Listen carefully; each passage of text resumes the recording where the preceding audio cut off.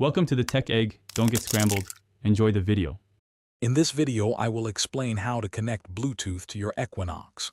First, make sure your vehicle is safely in park before you begin.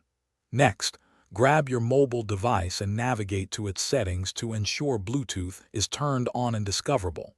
Then, on your Equinox's infotainment screen, you'll need to access the main menu to start the pairing process. This initial setup is crucial for a smooth connection. Once you're in the main menu, look for the phone or Bluetooth option on your infotainment display and select it. From there, you'll typically see an option to pair device or add phone. Tap this to initiate the search.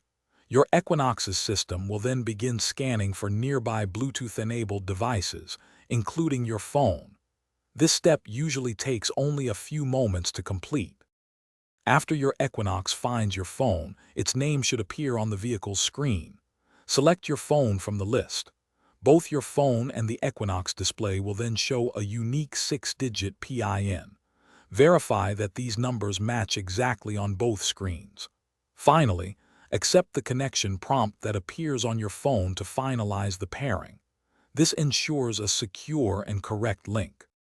With your phone successfully paired, you can now enjoy the convenience of Bluetooth in your Equinox. You can make and receive hands-free phone calls, keeping your focus on the road. Additionally, you can stream your favorite music, podcasts, or audiobooks directly from your mobile device through the car's speakers. You can also manage your contacts and view recent calls right from the infotainment system, enhancing your driving experience. Thanks for watching. Consider subscribing if I helped unscramble your problems.